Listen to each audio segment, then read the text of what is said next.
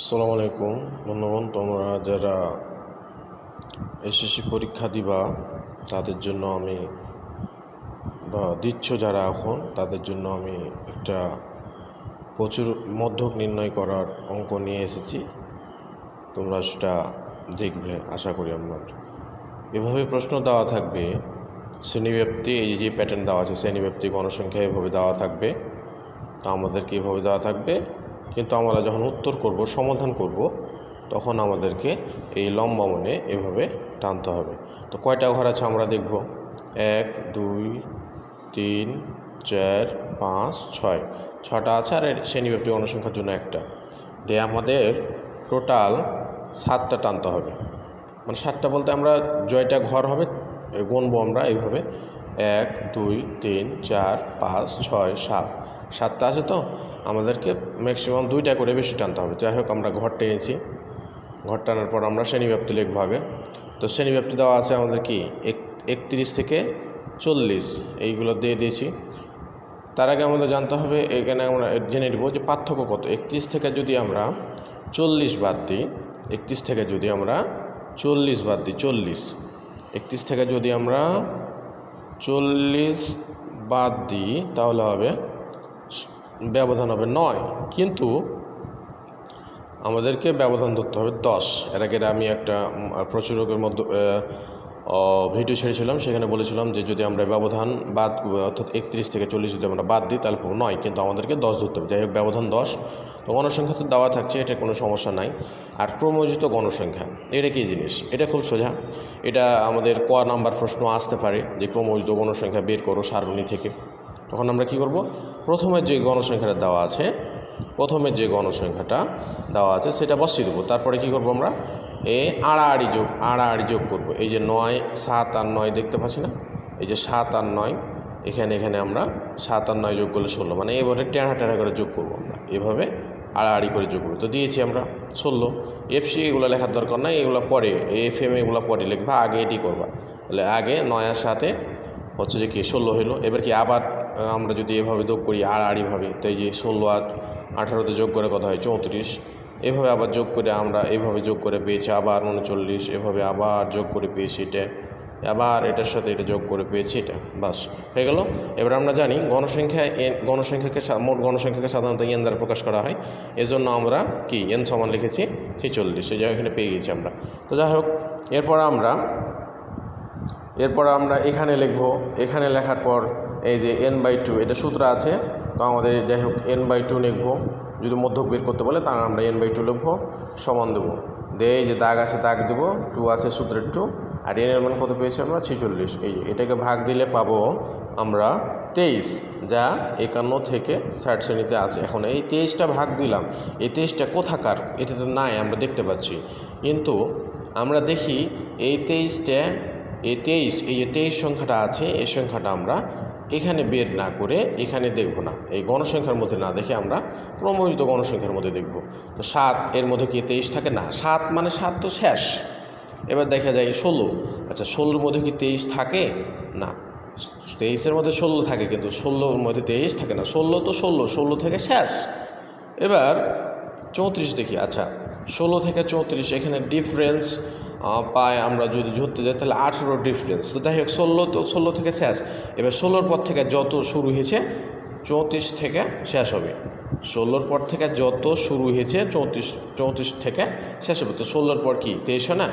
16-র পর কি 17, 18, 19, 20, 21, 22, 23, এই যে আমরা 23 আমরা পেয়েছি 23, তো আমরা 23 পেয়ে নিয়েছি। এভাবে আমরা 34 পর্যন্ত গুনব, 16-র পর থেকে 34 পর্যন্ত। এর মধ্যে যদি থাকে যে সংখ্যাটা আমাদের প্রয়োজন হবে যেটি ভাগ করে সেই শ্রেণীটা নিয়ে আমরা, যাই হোক আমরা 23 পেয়ে গেছি। তো আমরা এই শ্রেণীটা নিয়ে আমরা এখন কাজ করব। এটাই হলো আমার এই শ্রেণীটাই হলো আমার 51 থেকে 51 থেকে এটা একটু কাটাকাটি হয়ে গেছে, 51 থেকে 60, এটা এই শ্রেণীটাই আমরা এটা পেয়েছি 23 আছে এই ক্রমযোজিত গণসংখ্যাতে। এই 23 আমাদের ধরতে হবে ক্রমযোজিত গণসংখ্যাতে। তো এই শ্রেণীতে আছে আমরা এখন এই শ্রেণীটা নিয়ে আমরা কাজ করব। তো যাই হোক, আমরা লিখেছি যে এই শ্রেণীটা 51 থেকে 60 শ্রেণীতে আছে, লিখেছি। লেখার পর হচ্ছে যে মধ্যক অথবা মধ্যক শ্রেণী ওটাই লিখেছি, লেখা হয়ে গেছে। এবার লেখার পর আমরা কি করব, লেখার পর আমরা মধ্যকের সূত্রটা ফেলে দেবো। তা আমাদেরকে মধ্যকের সূত্রটা এখন মুখস্থ করতে হবে। তো যারা মুখস্থ করেছো তাদের জন্য ভালো, আর যারা না করেছো তারা করে নিবা।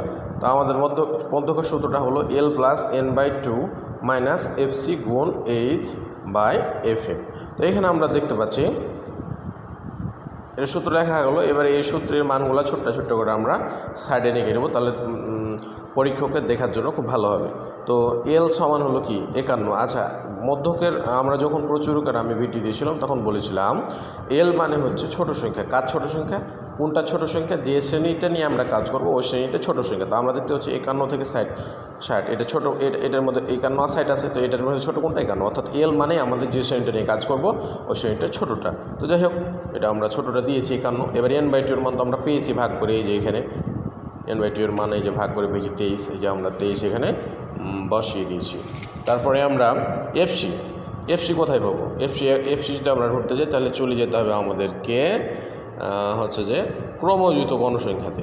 তো আমরা যে শ্রেণীতে কাজ করছিলাম, কোন শ্রেণীতে কাজ করছিলাম? 51 থেকে 60। এই 60 শ্রেণীর ওপরের এই শ্রেণীটার ওপরের ক্রমযোজিত গণসংখ্যাটা নিতে হবে। মানে যে শ্রেণী নিয়ে আমরা কাজ করছি ওই শ্রেণীর ওপরের ক্রমযোজিত গণসংখ্যাটা নিতে হবে, এটাই হচ্ছে এফসি। অর্থাৎ এফসি কী পেলাম?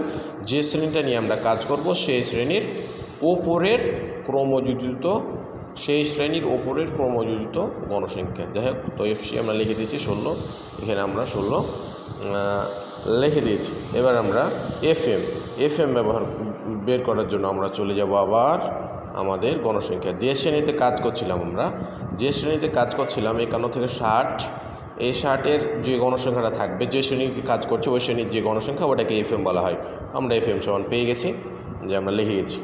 এবার আমরা এইচের মান তো আমরা ধরেছি যে ব্যবধান হবে 9। আমরা দেখতে পাচ্ছি যে এখানকার যদি 40 থেকে 31 বাদ দিই তাহলে 9, কিন্তু আমাদেরকে 1 সবসময় বেশি হতে হবে। যাই ব্যবধান পাই আমরা 1 বেশি ধরবো, তো ধরেছি। এখন আমরা মানগুলা বসিয়ে দেবো, বাস। তো এল এর মান কত আমরা পেয়েছি? এই যে এখানে 51 বসিয়ে দিয়েছি। এবার তারপরে কি পেয়েছি আমরা? সূত্রের যোগ, যে ফরম্যাটে সূত্র থাকবে সে ফরম্যাটে দিবা। n/2 এর মান কত পেয়েছি? এই যে 23, এই যে এখানে দেখতে পাচ্ছ 23 দিয়েছি, বিয়োগ আছে বিয়োগ। এফসির মান কত পেয়েছে? 16 আছে 16। এবার গুণ আছে গুণ, মানে সূত্রে যেভাবে থাকবে ওইভাবে বসাতে হবে আমাদের, খালি মানটা বসে দেবো। এইচের মান 10, এই যে 10। তারপরে হচ্ছে যে আমাদেরকে 18 হচ্ছে কি এফএম এর মান, এই যে এফএম এর মান 18 দিয়েছি আমরা। এখন আমরা কাজ করবো। তো এই যোগের কাজ তো আগে আমরা করতে পারবো না, আগে ভিতরের কাজ করতে হবে। প্রথম বন্ধনীর কাজ 23 থেকে 16, আগে প্রথম বন্ধনীর কাজ এখানে কাজ করতে হবে আমাদেরকে। এই যে এখানে কাজ করলে আমরা বাদ দিলে পেয়েছি 7। এবার গুণ আছে গুণ, 10 আছে 10, বাই আছে বাই, এই দাগটাকে বাই বলা হয়, আর এটা 8। এবার আমি কী করবো? এটার সাথে এটার সাথে কাটাকাটি করা যায় কিন্তু গুণ করা যায় না। এই জন্য আমরা ওটা যদি ঝামেলা মনে হয় তাহলে আমরা কী করবো? এটার সাথে আমরা উপরের সাথে অর্থাৎ লবের সাথে এটা গুণ করে দেবো। 7×10 আর নিচে এই যে 18 বসে গেছে আর 51 বসে গেছে, কারণ আমাদের গুণ আগে ভাগের তারপরে গুণের কাজ করতে হবে। তাহলে আমরা গুণের কাজ করবো, তারপরে ভাগ। যাই হোক, এই গুণ করার পর আমরা এই ভাগের কাজটা করবো। এবার আমরা এটাকে ভাগ দিয়ে পেয়েছি 3.88। এখানে আমরা এটাকে যোগ করে নেব, ক্যালকুলেটর ব্যবহার করতে হবে আমরা, তাহলে আমাদের অঙ্কটা শেষ। তো বন্ধুরা, তোমরা যারা ভিডিওটা দেখছো তারা হচ্ছে যে এসএসসি পরীক্ষা দিয়ে যারা, বিশেষ করে তাদের জন্য গুরুত্বপূর্ণ। তো আমার ভিডিও দেখে আশা করি তোমরা উপকৃত হবে। তো আমাকে সাপোর্ট করো তোমরা, এইটাই দোয়া করি। আসসালামু আলাইকুম।